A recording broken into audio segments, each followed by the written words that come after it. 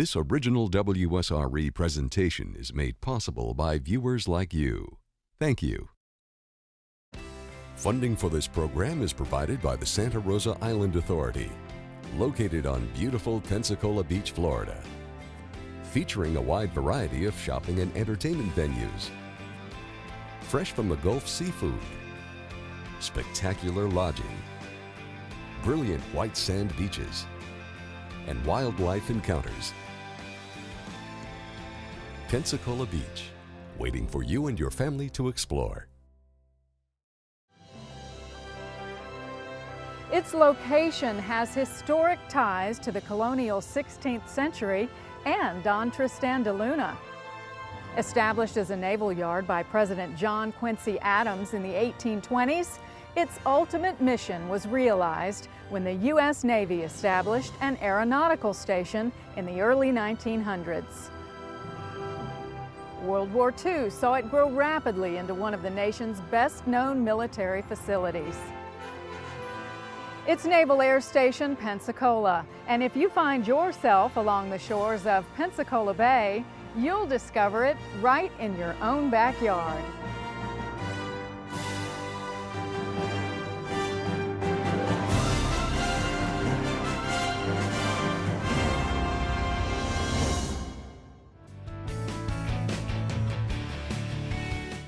Once through the gates, historical sites and museums are plentiful on board NAS.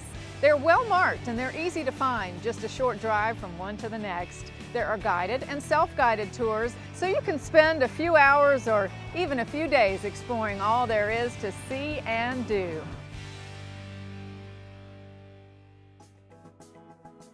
The Naval Aviation Museum is the largest of its kind in the world. From wood and fabric biplanes to the frontiers of outer space, the museum offers visitors a taste of everything flight-related with over 150 aircraft. Good morning and welcome to the National Museum of Naval Aviation. Terry, you've given us a nice welcome. Tell me what you tell people when they come through the door. Okay, well the first thing I like to orient everyone and tell them that we actually have two buildings here. This one is a little over 300,000 square feet. Hangar Bay 1 is 55,000 square feet. People can go to the information desk and get a map of the museum. There are actually three things that are not free in the museum. That's the IMAX theater. There's usually 3 or 4 different shows playing throughout the day. The simulators on the second floor, and you can't eat for free in the caf. As far as the tour goes, you can do a self-tour, as I mentioned, but we also have walking tours of the museum where volunteers will actually take you through the museum. It starts at pre-World War I, goes through World War I displays, and then the golden age of aviation, the 20s and 30s, and on to World War II, and then around to Korea. We were talking about some trivia and some different things. How about this sculpture behind us? Well, the sculptures here were done a few years back. Each one of them depicts an age in aviation. The first one is World War I. World War II, the fighter pilot talking about flying. Then we have Korea, Vietnam, and the Gulf War. One piece of trivia that's a little fun too is that's the A-1 Triad airplane, and that is a replica. It was built to commemorate the 75th anniversary of naval aviation. All the other airplanes and all the artifacts in the museum are the real deal.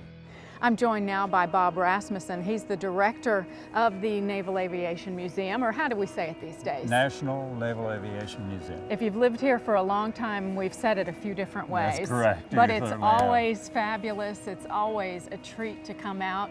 Tell me what a visitor will see if they come out for a visit. Well, we like to tell everyone that they'll see the representation of 100 years of naval aviation. We try to represent naval aviation throughout that history, and we have airplanes, certainly not all of them that were ever flown or produced for the Navy, but a good representation across the board, a great spectrum. So actually, in most cases, go right up and touch these airplanes, which is something you can't do in most museums anywhere. The two I think I'm most interested in and proud of is the NC-4, which was the very first aircraft to ever fly across the Atlantic Ocean. Now, everybody links that with Lindbergh, of course. Right. He was the first one to do it solo, and he did it in 1927. This aircraft crossed the Atlantic in 1919.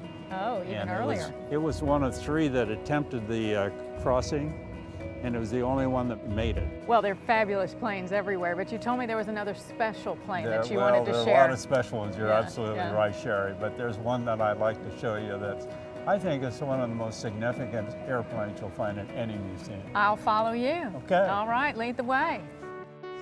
SBD Dauntless. And this airplane is unique for a couple of reasons. One, it spent many decades underwater in Lake Michigan before we got it.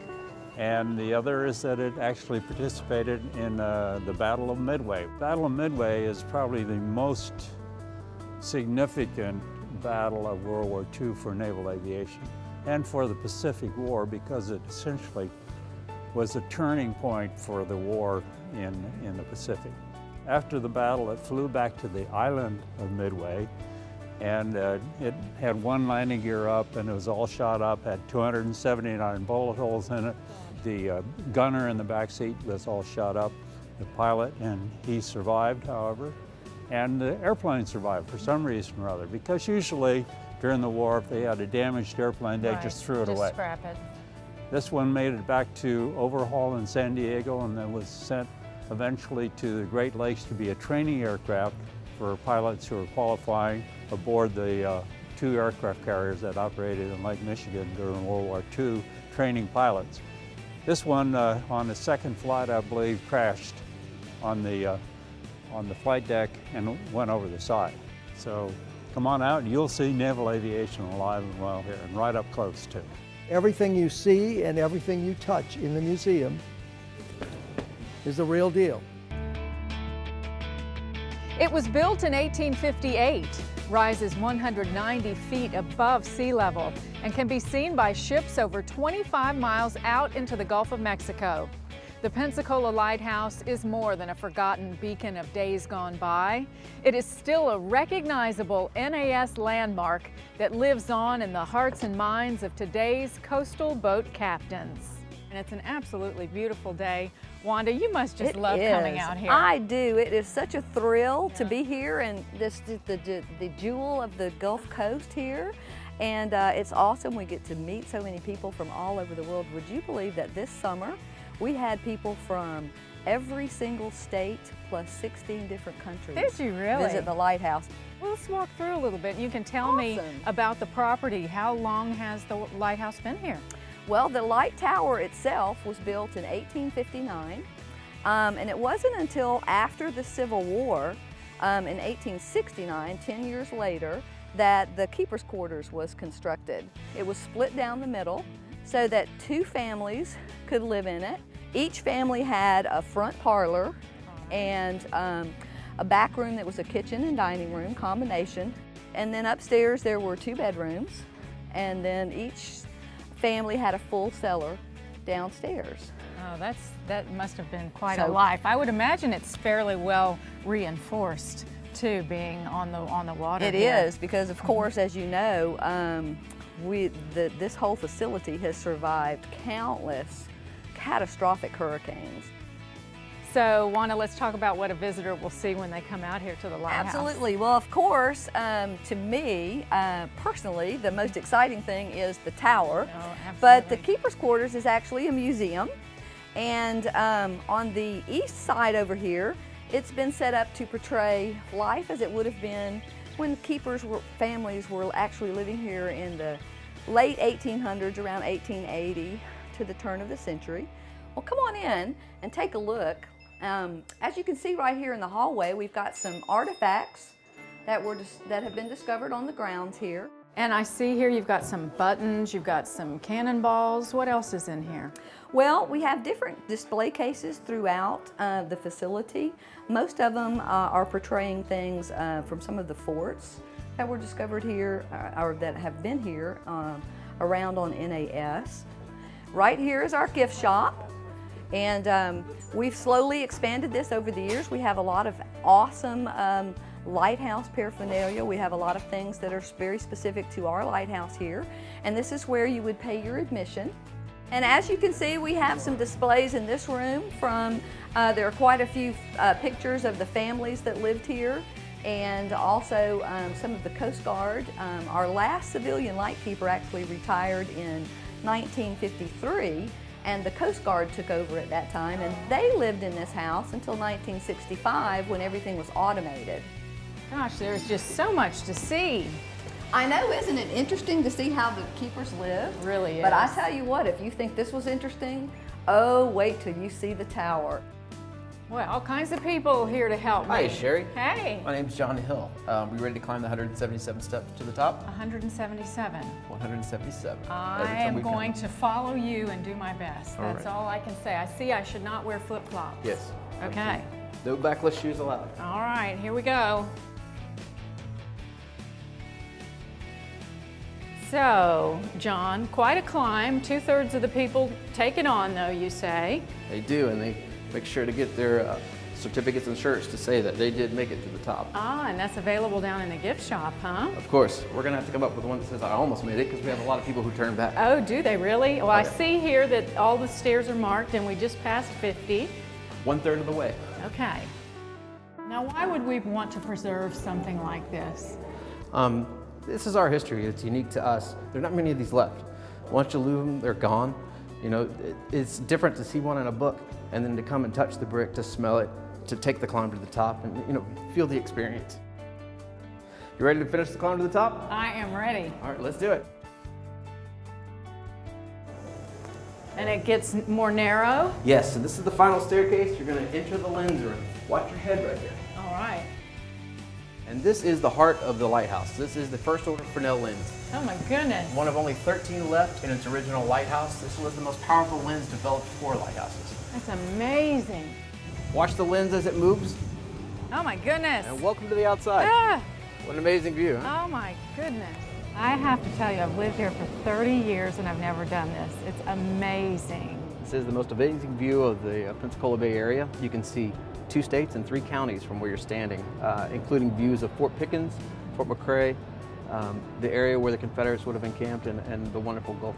You notice I'm hugging the wall. This Yes. is pretty high up here. It is. From the ground, we're standing about 151 feet. From the water, from sea level, we're standing 192 feet above sea level, which makes it the tallest focal plane in Florida. John, I wanted to talk to you a little bit about pride for Pensacola in this area. I would certainly think that this lighthouse puts us on the map. This really does. Up until the late 19th century, this is one of the tallest brick structure in the United States, and one of the tallest lighthouse. And so you try to get the word out and let people know. We do. We want them to come out and enjoy their lighthouse, and it's peculiar that many people that lived here their whole lives don't know that we have a lighthouse here in Pensacola. Visitors to NAS can find all sorts of ties to the past, including Fort Barrancas. Built high on a bluff overlooking Pensacola Bay, the fort was used by Confederates during the Civil War and was used by the Army until the end of World War II. The structure became part of Gulf Island's National Seashore in 1971 and provides stunning views to those who venture inside. I'm joined now by David Ogden, who is a park ranger with Gulf Island's National Seashore. How are you, David? I'm doing wonderfully. We're glad to be out here. There's so much to see and do out here at NAS. We come here, we see Fort Barrancas Visitor Center. Small little area right here kind of belies what's back behind us. It does indeed, and it sometimes confuses people because they don't realize what lies on the other side of that hill. And what does lie on the other side of that hill? It's a wonderful example of seacoast fortification and one of the best preserved fortifications in the United States, actually. I'd love to see it. Well, come inside.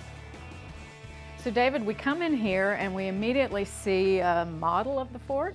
Yeah, and the challenge is we approach the fort from the landward side and it's shielded from landward view.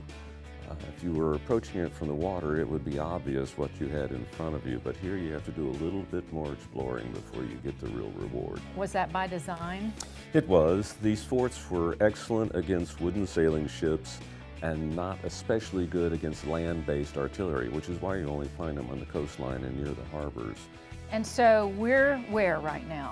We're actually probably down around Oh, over okay, here, okay. and we're going to take the path All right, up the slope to the drawbridge. We'll go out this door on the side. let's do that. Okay.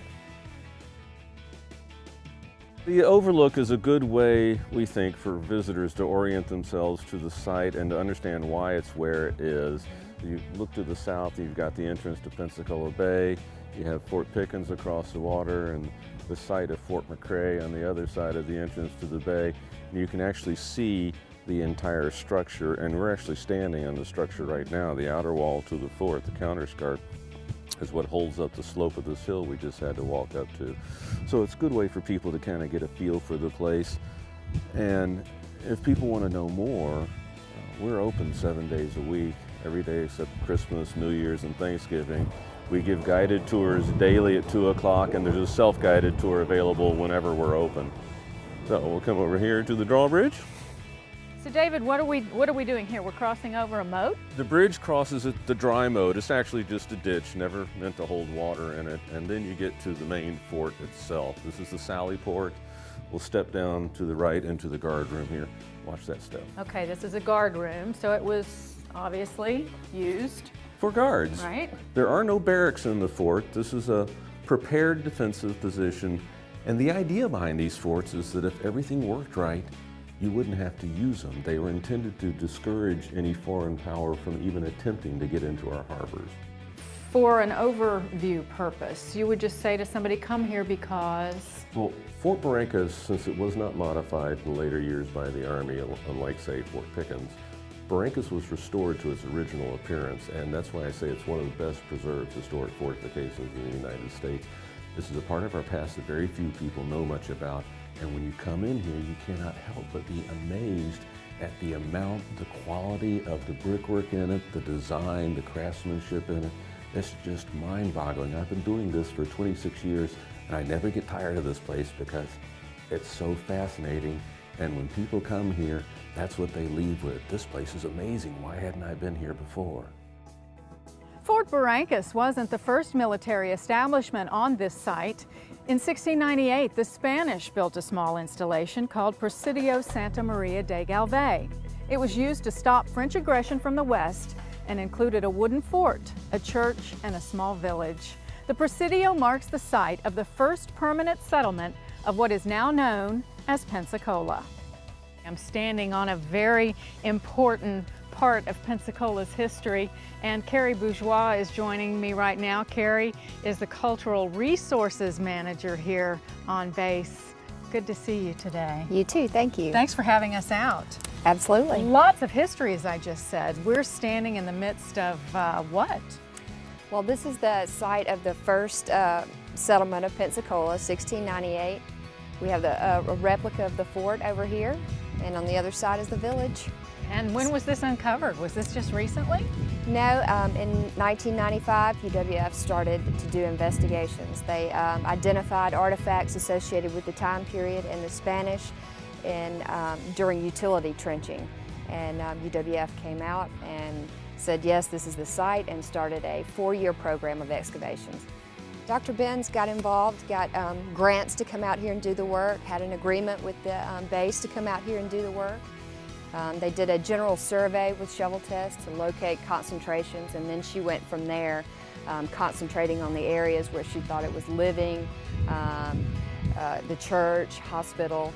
They also found the village as well, so they had excavations concentrated in the village. So when you say first settlement, it was not originally a fort, or was it combined? It was combined. It was, they had to have a fort for defense for other European countries trying to come into this area. So the fort was for protection, and then they had a village outside the fort. After several years, they had to move the village inside the fort because of attacks from British and Native Americans, and so it was nothing but a field here. That's just amazing. Now, is it open to the public? Yes, it is. Every day you can come and visit, like you can come to see the lighthouse in Fort Barrancas and the Aviation Museum.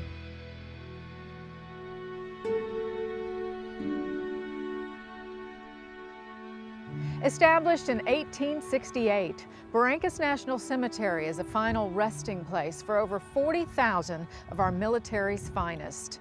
Interred here are many Civil War soldiers and sailors, 3 Medal of Honor recipients, and military personnel and their spouses from all branches of service. With me now is Larry Robinson. He's a program support assistant for Barrancas National Cemetery. Thank you for being with us.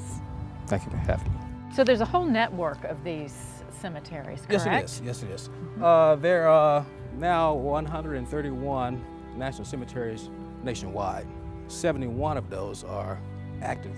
Do you find that people that don't have someone, a loved one buried here, might like to come out just to see it, because it is a bit reminiscent of Arlington National Cemetery, and we might not be able to travel there? Oh, our cemetery is open 7 days a week, anytime during the daylight hours. We welcome visitors to come out, answer their questions also, show them some of the historical points of the cemetery. It's very impressive when you come out here and you just look out. How many people are buried here? We have well over 40,000 people as of the end of January. And you have it mapped out to be able to accommodate this type of a situation for quite a while? Right now, we're have enough available up until year 2038 and beyond. Who gets to be buried in this beautiful place? Basically, all veterans, any branch of service that have active time in the military, for him and his spouse, are entitled for burial here at NAS Cemetery. On any given day, there could be a number of services performed here. Can you talk about that a little bit? Usually on a daily basis, we usually have anywhere from 5 to 7 services here. Larry, this is a peaceful, solemn place for people to be buried. This is an honorable place that we have provided here for that particular reason, to honor our veterans who've served. Many historic structures dot the landscape of Naval Air Station Pensacola. Used as armories, chapels, grocery stores, and housing, many date back to pre-Civil War days. As you drive on base, the picturesque structures whisk you back to the time before the age of flight. Carrie, there are some beautiful buildings just behind us. The architecture's stunning.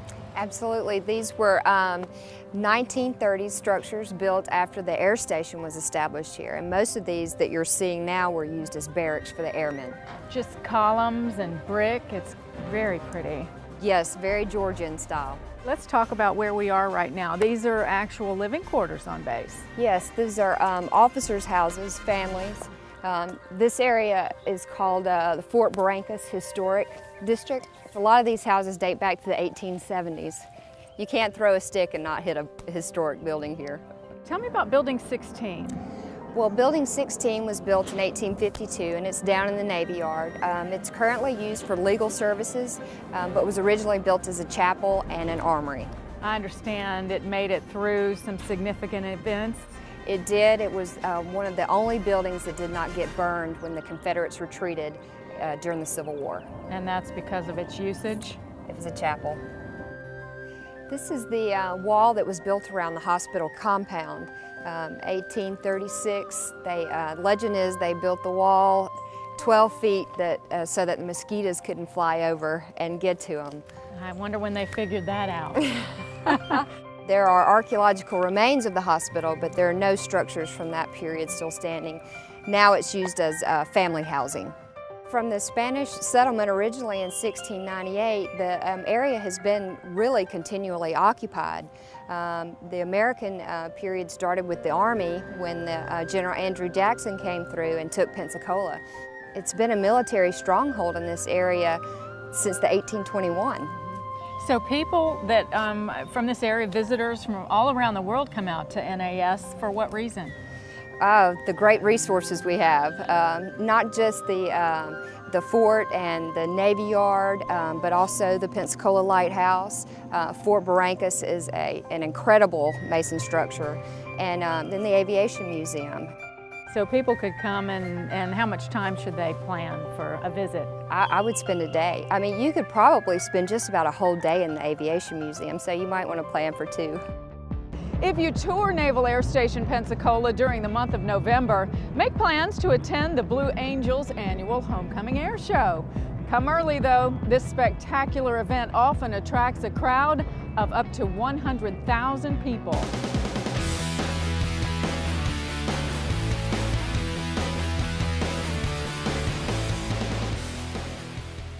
the static displays, to the air show, to the food, to bouncy houses and activities for the kids, there's really something for everyone. From the left at 370 miles per hour, the Fat Albert Flat Pass.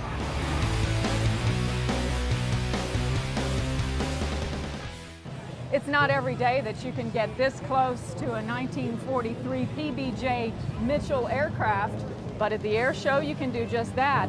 Veterans and kids of all ages can get up close and personal with all of the aircraft on the static displays. Huge crowds flock to the cradle of naval aviation each November to catch the show at Sherman Field on board Naval Air Station Pensacola. And the night show is just as spectacular.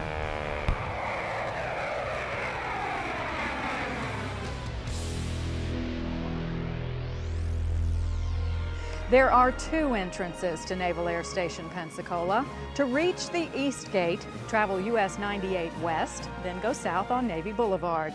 If you're coming from the west, take Gulf Beach Highway east and go south on Blue Angel Parkway. We hope you've enjoyed this look at one of the Gulf Coast's most significant military establishments. We'll see you again next time, right in your own backyard.